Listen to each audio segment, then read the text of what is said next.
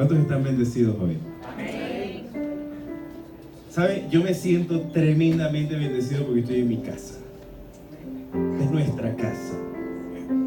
Venimos mi esposa y yo de haber estado un fin de semana largo. Estuvimos predicando en Cotacachi, un poco más allá de Otavalo, y predicamos viernes en la noche. Estuvimos ministrando a 30 líderes de una iglesia. Ayer estuvimos ministrando a toda la congregación, y a la pastora en la noche nos dice: no se vaya, por favor, mañana ayúdenos en la mañana. Y hoy otra vez estuvimos ahí con ellos. Fue un tiempo hermoso, pero queríamos estar aquí en casa. Por eso estamos así como un poquito cansados, pero estamos aquí para dar lo mejor, ¿verdad? Me imagino que se sorprendió de lo que ha visto. ¿Cuántos se sorprendieron? Tremendo banquete, ¿verdad? Hoy quiero traerte una palabra muy especial. Es una palabra que ha quebrantado mucho nuestro corazón. Esta proclama de este mes, que tiene que ver con el reconocimiento, es una proclama que ha impactado mucho nuestra vida, y sé que este va a ser un mes increíble de parte de Dios. ¿Cuántos están anhelantes y expectantes? Quiero contarte una historia. Es una historia de guerras, de batallas, de reinos contra reinos, familias contra familias que se pelean, se luchan unas con la otra. No estoy hablando de esa serie Game of Thrones. No estoy hablando de esa serie. Ni siquiera la he visto. Pero quiero hablarte de una historia fascinante. En el segundo libro de Samuel, capítulo 1, comienza una de las más grandes travesías a nivel de historia, de familias, de peleas, de guerras que comienza en la Biblia. El reino estaba dividido, el reino de Israel. Saúl había muerto, su hijo había muerto.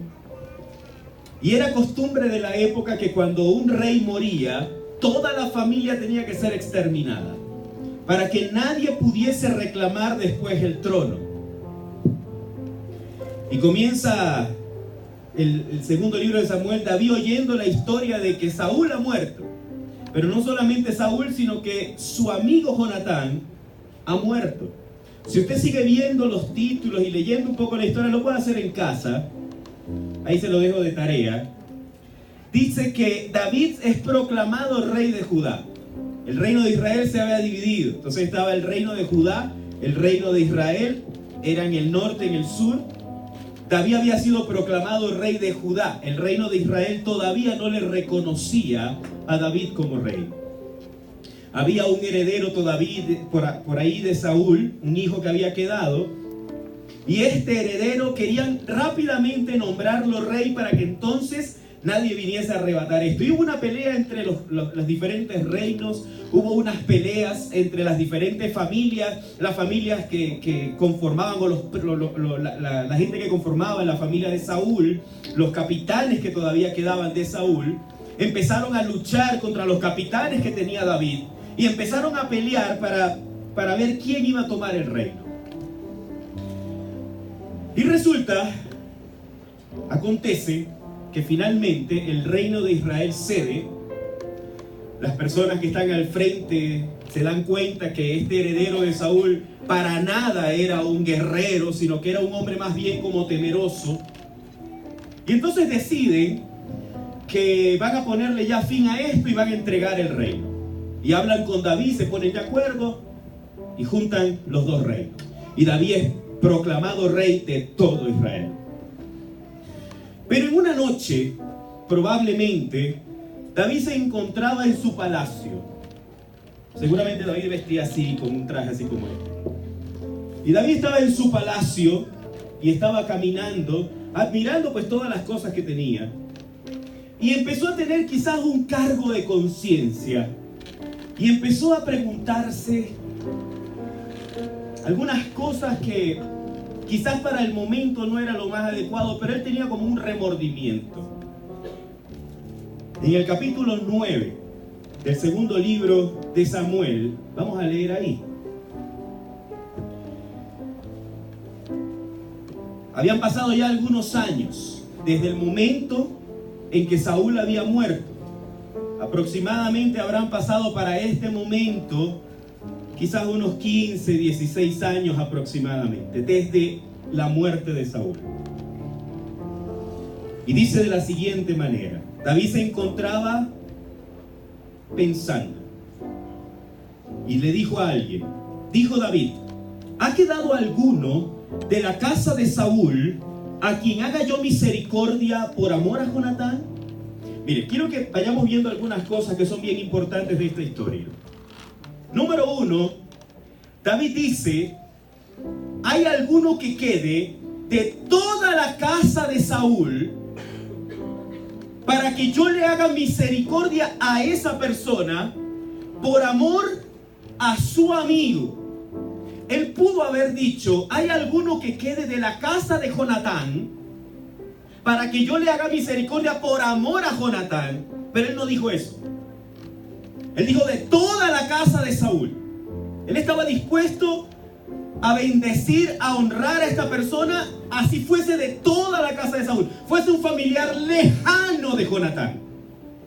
Pero él quería honrar y bendecir a esa persona. Y dice así, verso 2: y había un siervo de la casa de Saúl. Este era uno que estaba trabajando cuando Saúl estaba vivo, pero ya habían pasado demasiados años, muchos años, que se llamaba Siba, al cual llamaron para que viniese a David. Y el rey le dijo: ¿eres tú Siba? Y él respondió: tu siervo. El rey le dijo: ¿no ha quedado nadie de la casa de Saúl?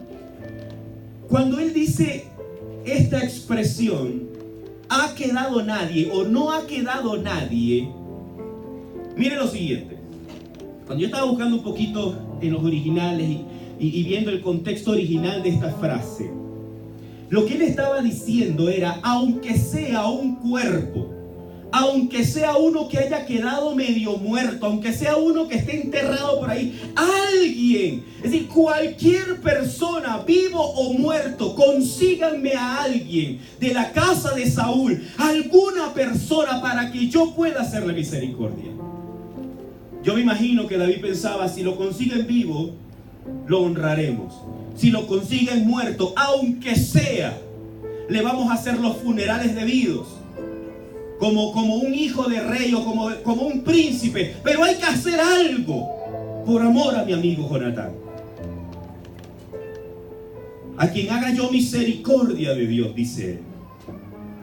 Y Siba, el siervo, respondió al rey de la siguiente forma: aún ha quedado un hijo de Jonatán. ¿Se acuerda quién era Jonatán? Su amigo. Quedaba un hijo de su amigo, del príncipe, y le dice que está lisiado de los pies. Ahora déjeme contarle un poquito la historia. En esa época no había el CONADIS, donde la gente, cuando tenía una discapacidad, entonces le daban un carnet y entonces tenía algún tipo de beneficio. En esa época no era así. En esa época, cuando tú eras un discapacitado, lo que sucedía era que la gente te juzgaba porque o bien eras pecador y Dios te había castigado, Dios había derramado un castigo poderoso sobre tu vida por el pecado que has cometido, o Dios no te ama y por eso te mandó lisiado de los pies. Entonces, culturalmente hablando, la presión que debía haber sentido este muchacho era muy fuerte, era muy grande. Entonces era lisiado de los pies. Entonces el rey le preguntó: ¿dónde se encuentra? Y Siba le dijo al rey: he aquí, él está en casa de Maquir, hijo de Amiel, en Lodebar. Déjeme explicarle algo de esta parte de la historia. Resulta que Lodebar era un lugar bastante particular, porque no era el tipo de lugar que tú ibas de vacaciones. Aunque se encontraba a unos 15 kilómetros más o menos del mar de Galilea. Acuérdese el mar de Galilea, cuando los discípulos fueron a pescar y estaban tristes y el Señor les dijo: tiren las redes de este lado, y ahí van a sacar, y sacaron nuevamente peces. Ese era el mar de Galilea. Lodebar estaba muy cerca. más o menos de la distancia de aquí al aeropuerto, unos 15 kilómetros aproximadamente. Ahí quedaba Lodebar. Pero resulta que Lodebar, la palabra Lodebar está compuesta de dos palabras. Lo significa no. Debar significa palabra. Entonces era el lugar de no palabra. Eso tenía dos explicaciones. Número uno, no palabra porque eran incomunicados los que estaban ahí. Eran personas que no había comunicación con ellos. Ellos estaban apartados del mundo, alejados de la sociedad. No había forma de crear comercio con ellos o de crear rutas de transportes hacia ellos. Ellos estaban incomunicados, pero también era un lugar donde no llegaba la palabra de Dios, donde la palabra de Dios no llegaba hasta ese lugar. ¿Por qué? Porque todas las personas que habitaban en Lodebar eran personas que eran perseguidos, eran refugiados, probablemente migrantes, personas que de pronto no tenían cómo vivir, no tenían buena reputación, huían de la justicia, escapaban de la sociedad como tal, eran lisiados.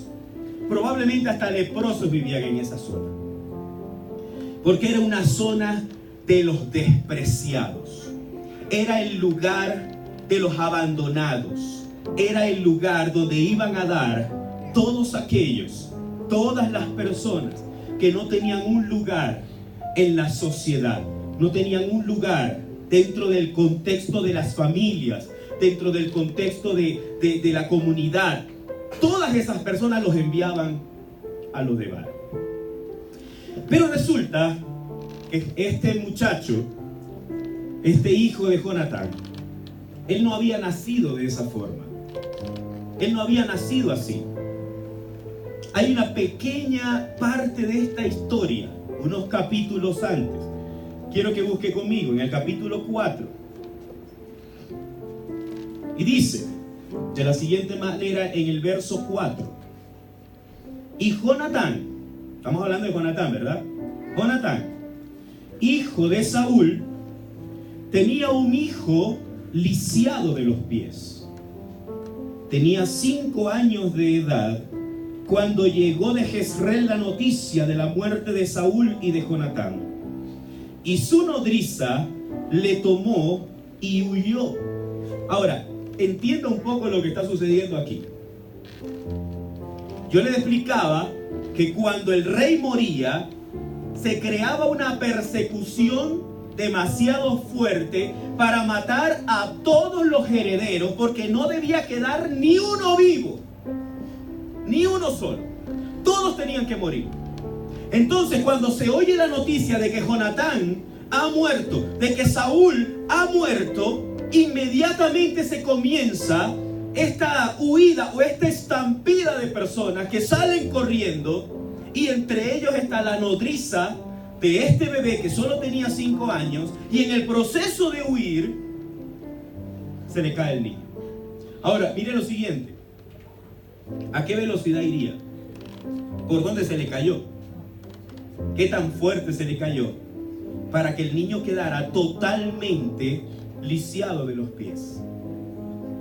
Lo cierto es que mientras estaba huyendo apresuradamente, el niño cayó y quedó lisiado de los pies.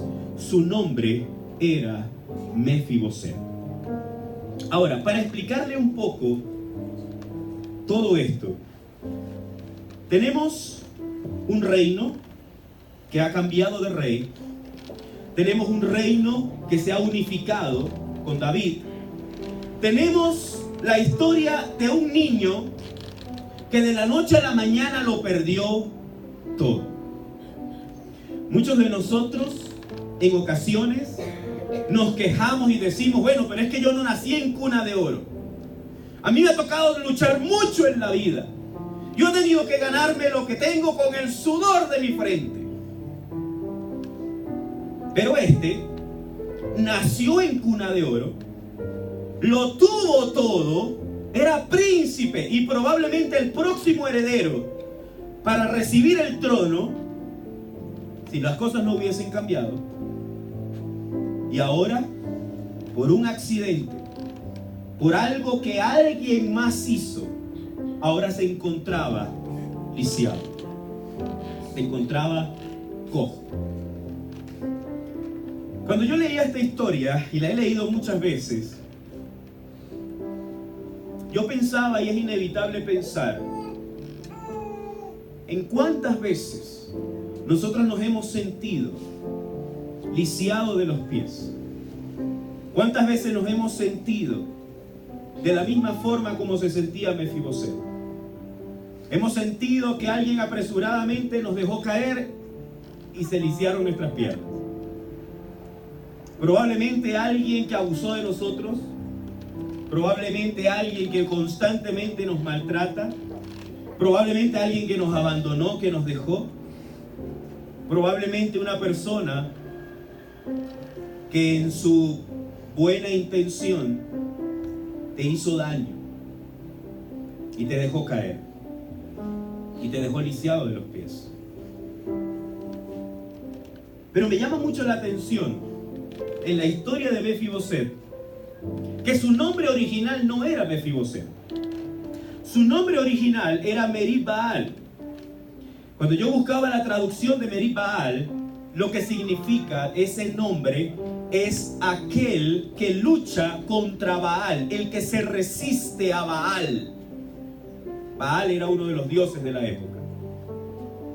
Y sabe, este muchacho fue nombrado de esa manera porque probablemente su papá lo que aspiraba de él es que él fuese un guerrero, que él fuese un luchador.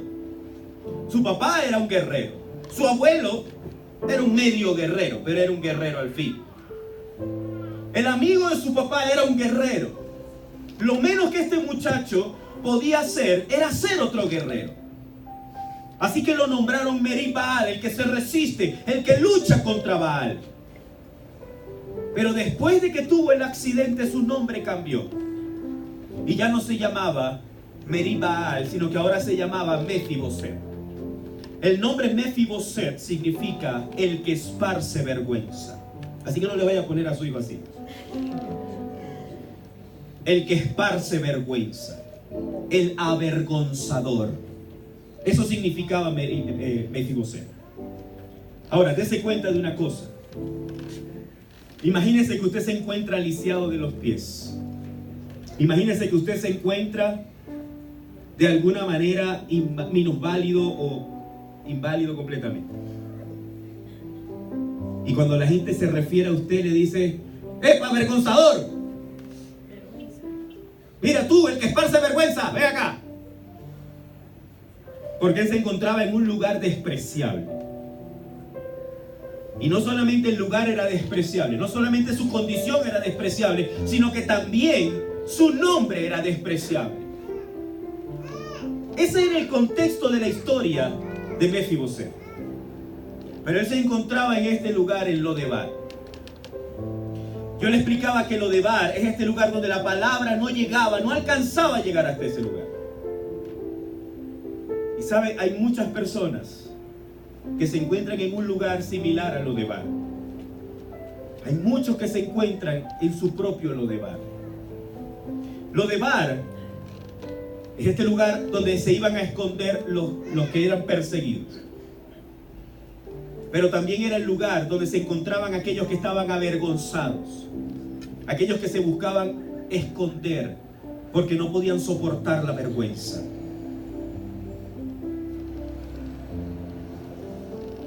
Pero Lodebar no era un lugar para quedarse.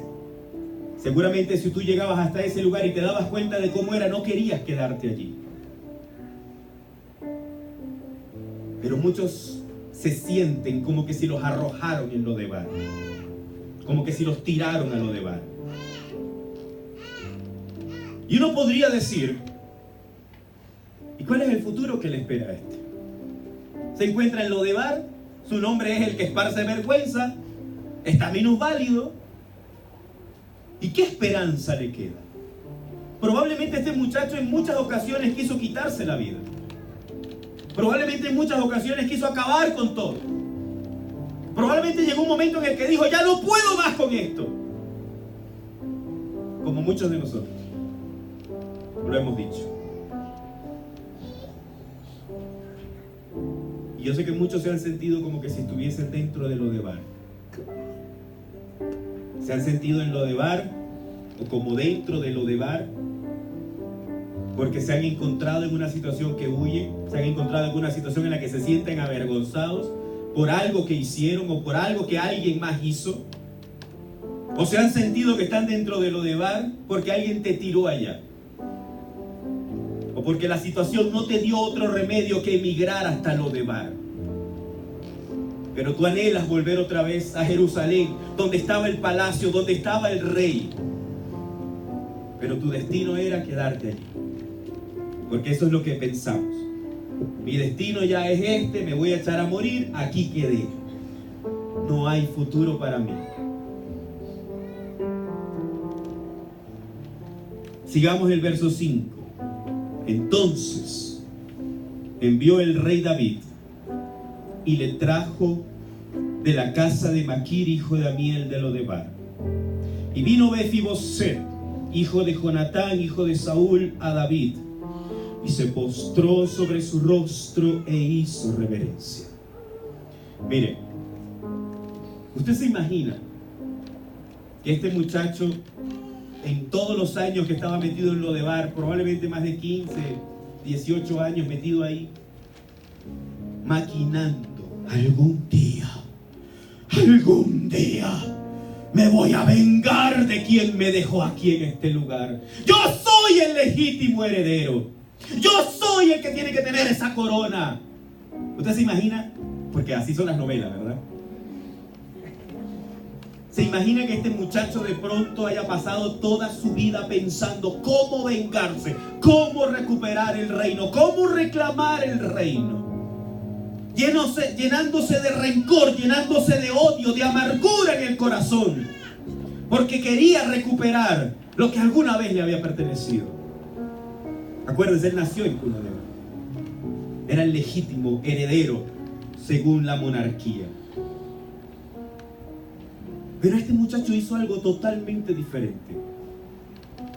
Usó el tiempo en Lodebar no para llenarse de rencor y de odio, de resentimiento contra los que le habían quitado lo que era suyo, sino que probablemente siguió su vida. Aprendió a seguir con su vida. Aprendió a continuar. No se detuvo a estarse lamentando. Simplemente continuó. Y vea lo siguiente: cuando se presenta delante del rey, en vez de reclamar, se postró e hizo reverencia. Y él no podía moverse, no podía caminar, pero hizo un gran esfuerzo y se postró delante del rey. Y dijo David, escuche esta parte: Mefiboset. Y él le respondió, tu siervo. Aquí ve nuevamente lo que había pasado en su corazón, lo que estaba pasando en su corazón. Reconocía que el rey era el rey. Y le dijo David, no tengas temor, porque yo a la verdad haré contigo misericordia por amor de Jonatán, tu padre. Ahora, dése cuenta de esta parte. El que lo había perdido todo, el que no merecía nada, el que ya se había acostumbrado a vivir dentro de Lodebar, no estaba esperando que le cambiara la vida para nada. Se había acostumbrado a que le dijeran el esparcidor de vergüenza. Se había acostumbrado a que lo llamaran el avergonzador. Se había acostumbrado a que lo vieran con desprecio. Se había acostumbrado a que lo vieran y dijeran, ese que está allá, ese era antes hijo del rey, pero míralo donde está ahora sentado. Ese era antes, el que tenía algo, tenía un matrimonio, tenía una familia, tenía unos hijos, tenía esto, ahora no tiene nada. Así lo llamaban. Y de pronto el rey lo manda a llamar y le dice, por amor a tu padre, voy a hacer misericordia contigo y te devolveré todas las tierras de Saúl tu padre. Hasta ahí estaba bien. Hasta ahí hubiese sido fantástico. Era inmerecido lo que hubiese recibido hasta ese momento. Pero no solamente el rey le dice esto, sino que le dice: y tú, Mefiboset, tú, el avergonzador, tú, el que esparce vergüenza, vas a comer siempre a mi mesa. Siempre te sentarás en mi mesa. E inclinándose, Mefiboset dijo, y yo me imagino que habrán pasado 1.000.000 de cosas por su cabeza: con esta pinta, tan sucio yo, tan puerco y desgraciado, le dice: ¿quién es tu siervo para que mires a un perro muerto como yo? ¿Quién es este que está tirado aquí para que tú te recuerdes de mí y tengas misericordia hacia mí? En otras palabras, le está diciendo: yo no merezco esto. Yo no merezco que tú hagas conmigo eso. Pero el rey, tan sabio David como siempre, llamó a Siba, el siervo de Saúl, y le dijo: mira, Siba, todo, escúchame bien, todo lo que fue de Saúl cuando era rey, todas las tierras que tuvo, todas las tierras que hubo en su casa, todos los tesoros que tuvo Saúl, todo lo que le pertenecía a su casa, todo se lo vas a dar al hijo de tu señor. Se lo vas a dar a Mefiboset. Yo me imagino al muchacho allí en ese momento, porque seguramente dijo: bueno, capaz me regalan un cofrecito y dentro del cofrecito algunas monedas y con eso yo resuelvo y salgo corriendo de aquí por si acaso en una trampa y me matan. Pero de pronto el rey le dice: no, todo te será devuelto, todo te lo voy a regresar, todo lo que le pertenecía a tu abuelo, no a tu padre, a tu abuelo, al rey anterior, va a ser para ti. Y mire lo que pasa. A Siba le dice: tú pues vas a labrar la tierra, vas a trabajar para él. Tú con tus hijos, tus siervos, almacenarán los frutos para que el hijo de tu señor tenga pan para comer. Pero Mefiboset, el hijo de tu señor, comerá siempre a mi mesa. Segunda vez que lo dice. Y Siba tenía 15 hijos. Este no tenía televisión, obviamente. Y 20 siervos. Y respondió Siba al rey: conforme a todo lo que ha mandado mi señor el rey a su siervo, así lo hará tu siervo. Pero Mefiboset, dijo el rey, comerá a mi mesa. Tercera vez. Como uno de los hijos del rey. Y tenía Mefiboset un pequeño hijo. Es decir, ya no era el niño de 5 años lisiado, ya había continuado con su vida, tenía un hijo, y dice que se llamaba Micaía. Y toda la familia de la casa de Siba eran siervos de Mefiboset. Y moraba Mefiboset en Jerusalén, porque comía siempre a la mesa del rey.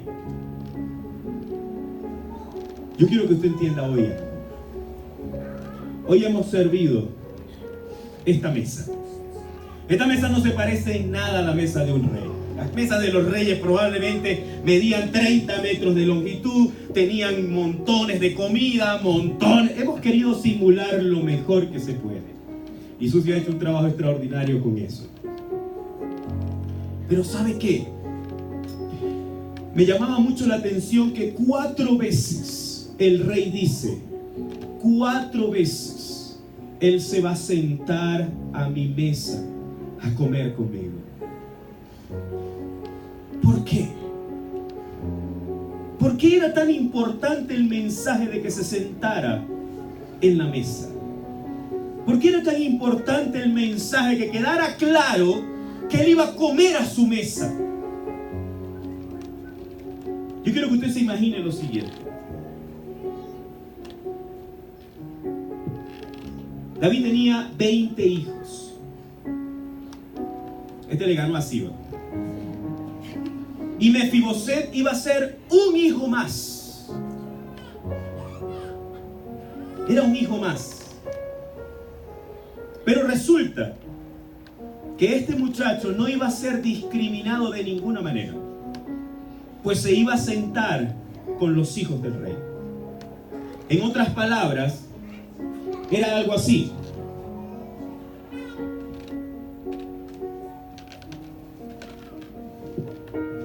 Esto lo hago solamente para los envidiosos. Después van a decir, mira, el pastor Daniel se coronó rey en la iglesia.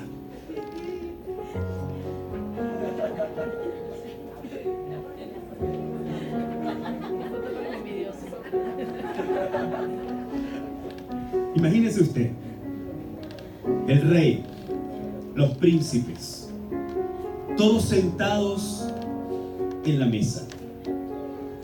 Pero Mefiboset, que era lisiado de los pies, que tenía un problema en sus pies, cuando se sentaba a la mesa, digamos que él se sentaba en algún lugar, ¿no? Cualquier lugar, ahí, cuando lo traían y lo sentaban, de pronto, imagínese usted así, sentado, porque tenía un problema en los pies. Y se iba a mover y moverse para cambiarse de posición, me imagino que era un sufrimiento para él.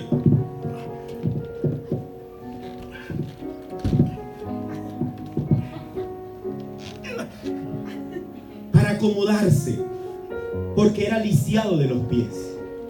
Ese mantel que lo cubría, no solamente cubría sus pies, cubría su vergüenza.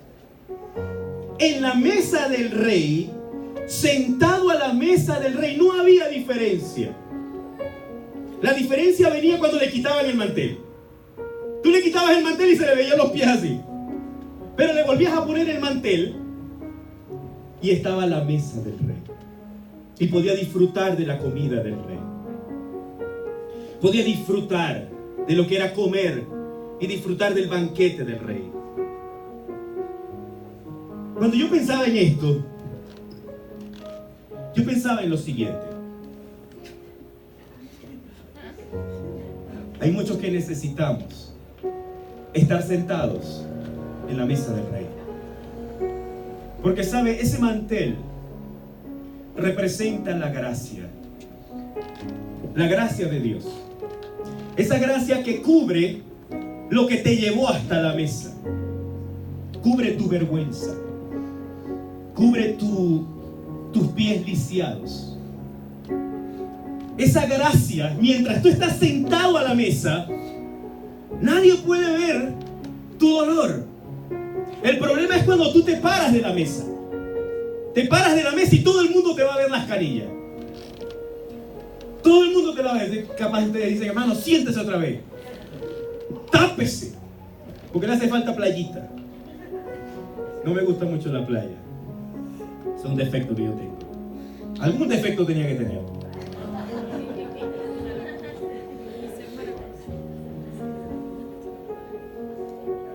Sí me doy a entender. Por eso hoy hemos querido servir la mesa.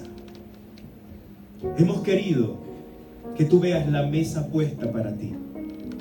Porque esa mesa que representa la mesa del rey fue puesta para que tú pudieses cubrir tu vergüenza, para que tú pudieses cubrir tu pecado.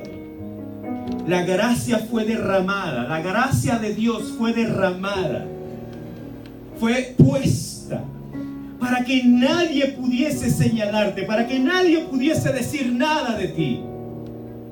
Pero tú tienes que permanecer adentro, cubriéndote. En el rato que tú te sales, donde empiezan los problemas. En el momento que te quedas y te quedas allí, mientras el mantel cubra tus pies, serás uno más de los hijos del Rey. Quiero decirte lo siguiente. Hoy queremos servir la mesa. Quiero que escuches una canción,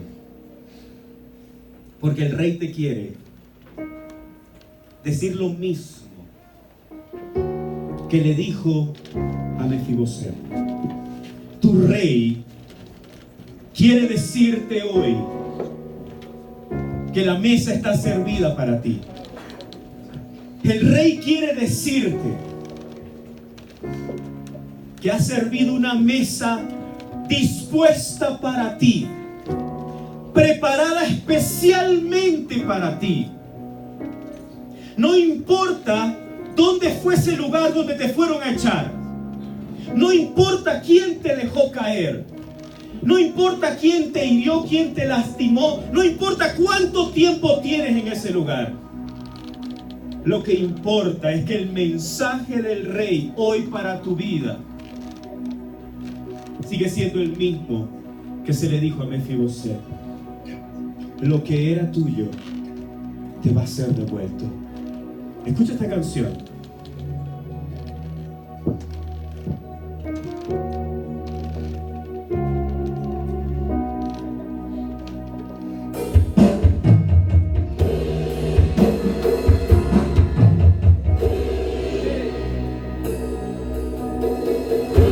David llamó a Siba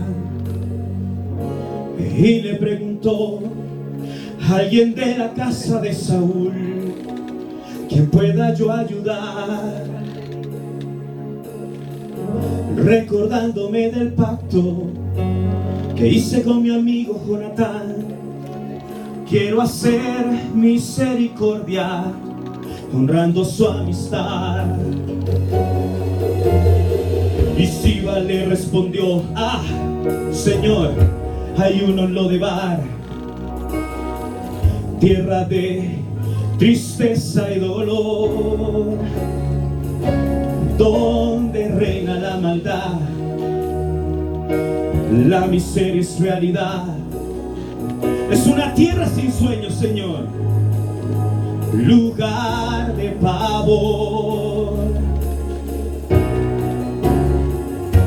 David pregunta a Siba: háblame más de este hombre, por favor, ya dígame su nombre. Señor, se llama Mefiboset, mas él no puede andar. Es inválido, Señor, no se puede ni arrastrar. Manda llamar a ese hombre, que con él yo quiero hablar. Dile a Mefiboset que el Rey lo mandó a llamar.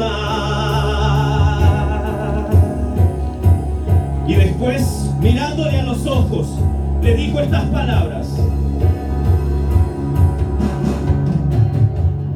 lo que era tuyo te devolveré, voy a restituir lo que la vida te robó. El último en la casa de Saúl ya no será más aquel a quien nadie le da valor. Vas a vivir en la casa del Rey, vas a comer en la mesa del Rey, vas a vestir las ropas del Rey, vas a sentarte al lado del Rey. La miseria nunca más conocerás, un adiós a lo de bar tú vas a dar, tu vida nunca más será igual. El Rey te mandó a llamar.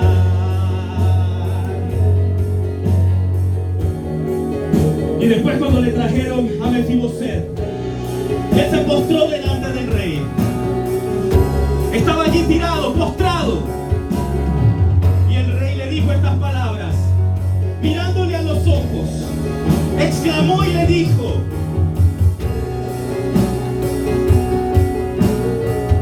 escúchalo, lo que era tuyo te devolveré, voy a restituir lo que la vida te robó. El último en la casa de Saúl ya no será más aquel a quien nadie le da valor. Vas a vivir en la casa del rey, vas a comer en la mesa del rey, vas a vestir las ropas del rey, vas a sentarte al lado del rey. La victoria nunca más conocerás, un adiós a lo de bar tú vas a dar, tu vida nunca más será igual. El rey te mandó a llamar.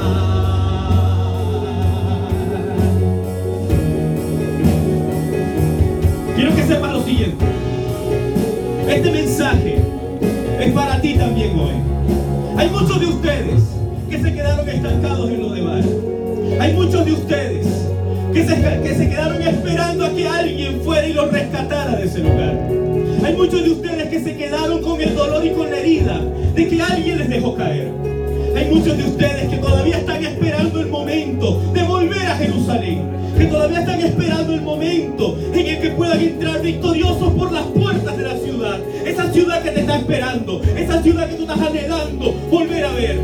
Estás esperando el momento en el que se toque la trompeta y tú puedas volver nuevamente al lugar de donde saliste, el lugar que te pertenecía. Pero déjame decirte lo siguiente: hoy el rey te dice y te sigue diciendo lo mismo que le dijo a Mefiboset: lo que era tuyo te devolveré, voy a restituir lo que la vida te robó. El último de tu casa, el último de la casa de Saúl, no va a ser aquel a quien nadie le da valor. A partir de este momento el rey te llama a su mesa y te dice: levántate, acércate a su mesa y recibe la gracia que ha sido extendida para tu vida. Recibe la gracia de Dios que cubre tu vergüenza, que cubre tu pecado, que cubre tu dolor. Recibe lo que Dios tiene para ti. Póngase de pie, dígalo conmigo. Lo que era tuyo te devolveré. Escúchalo. Voy a restituir lo que la vida te robó. El último en la casa de Saúl ya no será más aquel a quien nadie le da valor. Vas a vivir en la casa del rey, vas a comer en la mesa del rey, vas a vestir las ropas del rey, vas a sentarte al lado del rey. La miseria nunca más conocerás, un adiós a lo de bar. Tú le vas a decir adiós a lo de bar. Tu vida nunca más será igual. El rey te